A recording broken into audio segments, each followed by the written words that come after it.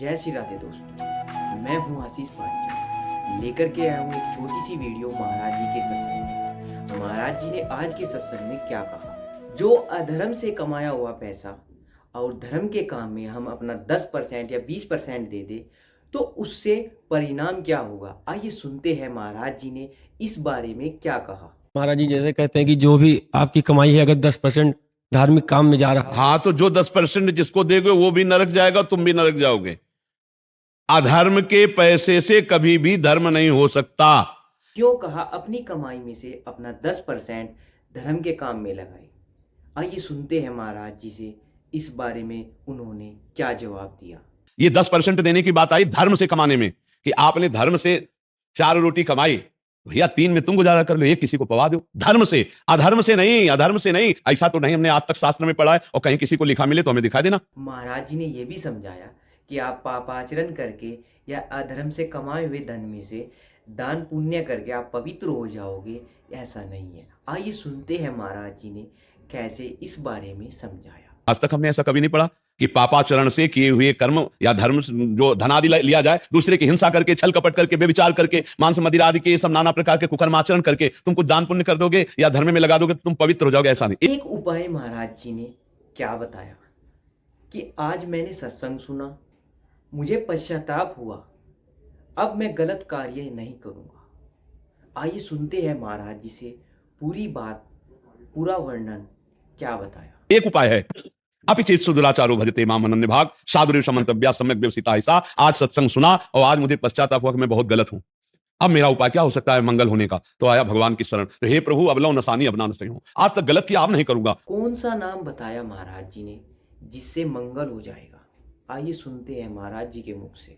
राधा राधा राधा, पक्का मंगल हो जाएगा। अगर हम अधर्म से कमाया हुआ पैसा संतों में दे दे या धर्म के काम में लगा दे तो इसके परिणाम क्या हो सकते हैं? आइए सुनते हैं महाराज जी के मुख से महाराज जी ने इस बारे में क्या बताया। ऐसा नहीं कि तुम रोज पापाचरण करो और 10% संतों को देते जाओ और धर्म में देते जाओ, तो उन संत भी खोपड़ी फोड़ेंगे आपस में। पक्का पक्का संत भी खोपड़ी फोड़ेंगे आपस में, संत भी कलह शांति में फंस जाएंगे और वो तो नरक जाएगा ही और नरकगामी बना देगा दूसरे को। महाराज जी ने क्या बताया कि अधर्म से कमाया हुआ पैसा क्या नहीं हो सकता और अधर्म के पैसे से भंडारा दे करके क्या परिणाम होता है। आइए सुनते हैं महाराज जी से इस बारे में उन्होंने अपनी क्या बात कही। जैसा धन होता है वैसे मन बनता है। ये क्या हुआ? ये ऐसे नीच पुरुषों के द्वारा दिया हुआ धन और उनके द्वारा किया हुआ भंडारा, तो अन्न खा के देखो आगे नीचता। अधर्म के द्वारा कमाया हुआ धन कभी भी धर्म नहीं हो सकता। कौन सी कमाई का 10वां अंश दान करने के लिए कहा और वो इस चीज को मानते हैं। अगर हम अधर्म से कमाया हुआ पैसा दान करेंगे तो वो क्या करेगा? आइए सुनते हैं महाराज जी ने इस बारे में क्या बोला।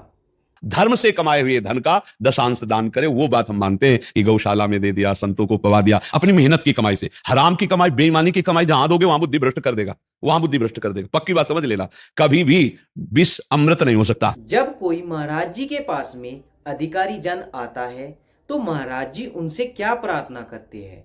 आइए सुनते हैं महाराज जी के मुख से। हमारे पास जब कोई अधिकारी जन आते तो उनसे यही प्रार्थना करते हैं कि आपसे बस हमारी यही प्रार्थना है कि आप अधर्म का धन मत लेना। धर्म से कमाया हुआ पैसा क्या देगा, अधर्म से कमाया हुआ पैसा क्या देगा?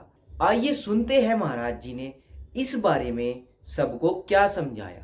धर्म का 100 रुपया तुम्हारे लिए बहुत सुखद रहेगा, अधर्म का 1 करोड़ तुम्हारे लिए बड़ी हानि पैदा कर देगा। वो 1 करोड़ बड़ा दुख देगा, समय पर देख लेना। अब ये बात चूंकि वर्तमान में मिल रहा है इसलिए कोई भविष्य के लिए देखता ले, उसको लगता है इसी से भविष्य। लेकिन महाराज जी ने ये बताया कि जब हम अधर्म से कमाते हैं और हम ये सोचते हैं कि हम ये सामग्री ले लेंगे, हम वो खरीद लेंगे, लेकिन उस कर्म का परिणाम क्या होगा? आइए सुनते हैं महाराज जी से महाराज जी ने क्या बताया।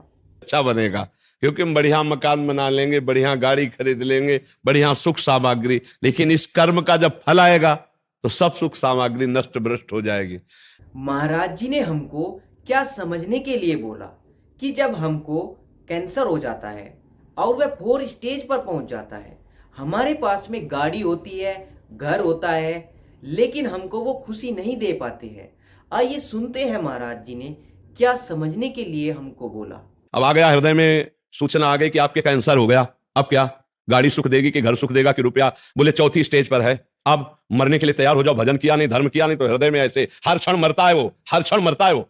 बात समझ लो। महाराज जी ने धर्म से चलने में और अधर्म से चलने में बड़े प्यार से सबको क्या समझाया। आइए सुनते हैं महाराज जी ने क्या समझाया। और चैन से सुखपूर्वक नमक रोटी खा रहे हो, राष्ट्र की सेवा कर रहे हो, धर्म से चल रहे हो, स्वस्थ शरीर स्वस्थ बुद्धि, घर आए बड़ा प्यार भरा जीवन है, इससे बढ़िया शांति क्या है? रोग शोक चिंता भय ये अधर्म आचरण करने वालों को भोगना ही पड़ता है। हम सभी को ये सीख लेनी चाहिए कि हम धर्म से चले, अधर्म से नहीं चले।